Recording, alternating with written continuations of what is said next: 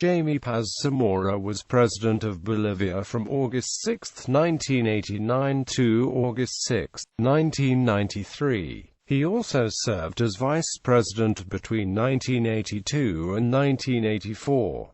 Foundation of the MIR and alliance with Sales Suarzo. Jaime Paz studied in Belgium and became an ardent supporter of left-wing, progressive causes in the turbulent 1960s. Exiled by dictator Hugo Banzer in 1971, he co-founded in Chile the revolutionary left movement, originally a member of the Socialist International. Soon, the MIR attracted the support of a large portion of the Marxist intelligentsia, especially university students. Upon returning to Bolivia in 1978, Paz's MIR cemented an alliance with the Movimiento Nacionalista Revolucionario de Izquierda of former President Hernán Siles. The result was the formation of the Unidad Democrática y Popular. It was a mutually beneficial pact, since Siles offered everything the MIR lacked while Paz, in turn, provided Siles what he did not have: the support of the university students and younger intellectuals.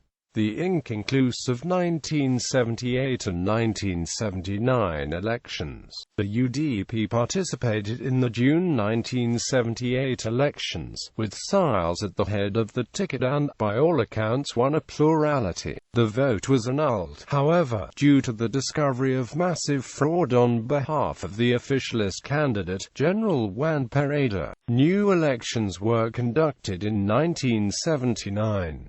They, too, turned out to be a fiasco, as the UDP's Hernán Siles, with Paz as his vice-presidential running mate, finished first at the ballot box, but without attaining the 50% majority necessary for direct election. Thus, it was left to Congress to determine the next chief executive, as stipulated in the Bolivian constitution. Surprisingly, Congress could not agree on any candidate, no matter how many votes were taken. Eventually, Congress proclaimed as temporary president the head of the Senate, Dr. Walter Guevara, pending the calling of yet a new round of elections in 1980. The 1980 elections. Ominously, the ultra-right wing of the Bolivian military began to intimate that it would never stand for the installation in the Palacio Quemado of the extremist Siles and Paz, but the 1980 campaign continued unabated. In April, the small rented plane in which Paz and a delegation of UDP politicians were traveling crashed in the Altiplano near La Paz, with the resulting death of all on board except the vice-presidential candidate. The plane had belonged to a company owned by Colonel Luis Arce, who would surface as Minister of Interior in the upcoming military dictatorship of Luis Garcia Meza. No one doubts that it was an assassination attempt. In any case, Paz recovered from his burns and resumed campaigning, buoyed by the increasing support received in the aftermath of the accident. The winner of this third vote in 3 years was, yet again, the Sales Suarzo Paz Zamora formula. The two would have been sworn in, weren't for the July 17, 1980, coup of General Luis Garcia Meza, which brutally interrupted the democratic process. The UDP in power and Paz as vice president. Paz fled to exile, but returned in 1982, when the military's experiment had run its course and the Bolivian economy was on the verge of collapse, with the reputation of the armed forces badly damaged by the excesses of the 1980–82 dictatorship. The only way out was a hasty retreat. In October 1982, the results of the 1980 elections were upheld to save the country the expense of yet another vote, and Siles was sworn in, with the MAR's Jaime Paz as his vice president.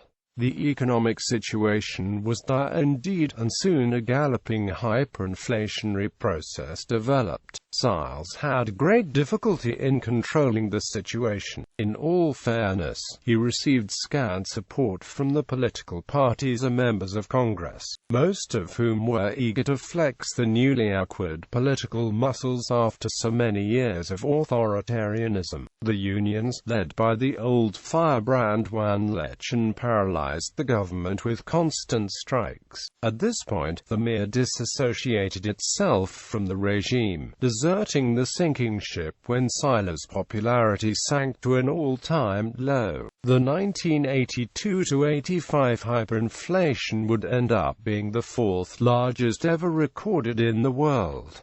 Ideological revision. By 1985, the government's impotence prompted Congress to call early elections, citing the fact that Siles had been originally elected 5 years before. Having broken with Siles, the MIR this time ran on its own, led by the ubiquitous Paz as its presidential candidate. Paz finished a respectable third, and the MNR's Victor Paz Zamora was elected president. During the 1985 to 1989 period, the MIR underwent major ideological transformations, with Paz and Oscar Reed advocating a break with Marxist notions and with any call for class-based struggle. These were the days of perestroika, and the handwriting seemed to be on the wall for the Eastern European totalitarianisms. The MAR's programmatic shift entailed some major defections, but at least the party emerged more united and cohesive than it had been. It also had increased its electoral appeal considerably. The 1989 election and the Patriotic Accord. Paz once more ran for president in May 1989.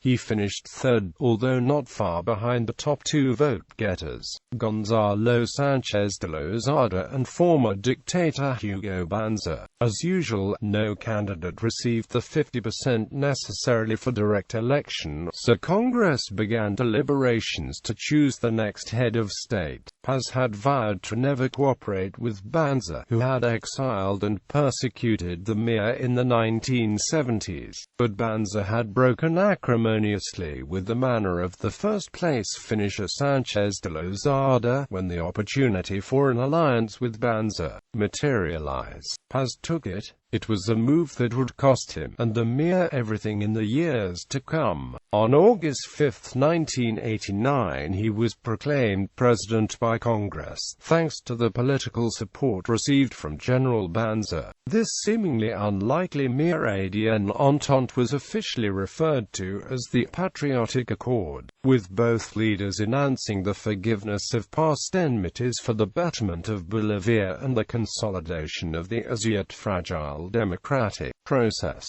Many citizens were admired, others revolted.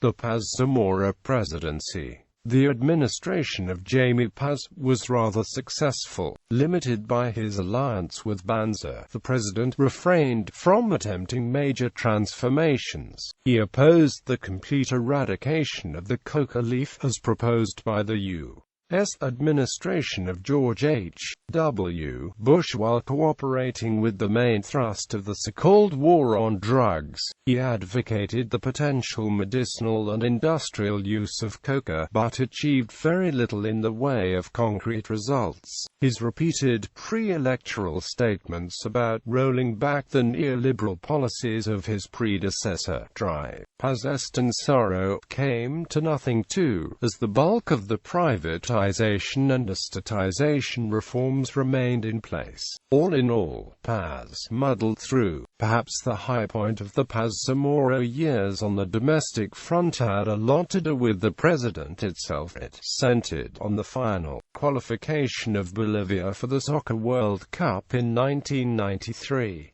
The education, medical and general services were improved. On the other hand, corruption allegations disrupted his term. These would eventually lead to the jailing of his chief aide and MIR co-founder, Oscar Reed, for drug trafficking connections. He served his full 4-year prison sentence. In foreign policy, Paz did successfully negotiate the cession of a sovereign port on the Peruvian coast. Although without territorial continuity from Bolivian territory, its benefits prove rather limited. The debacle, the Mir and Paz, emerged from the 1989–93 considerably damaged, especially after Ide's incarceration. As per the stipulations of the Patriotic Accord, the Mir supported Banzer in the 1993 presidential elections, but failed to have him elected in Congress. The MNR's Gonzalo Sanchez de Lozada was sworn in instead. Paz again ran for the top post in 1997, finishing third. He tried again in 2001, finishing a distant fourth. All the while, the MAR's presence in Congress was diluted to a fraction of what it once was. Paz's latest participation in an election occurred in the 2005 Tarija prefectural contest. Jaime Paz this time lost to the MNR's candidate, a man by the name of Cosio, who had been former president of the Bolivian Congress. This seems to have brought a rather sad end to a career marked by great expectations. Many corruption scandals never proved to be right on a share of electoral defeats. Perhaps Paz sealed his own fate when he signed the 1989 accord with General Banzer. The short-term benefits may not have been worth the long-term losses, especially as regards to legitimacy.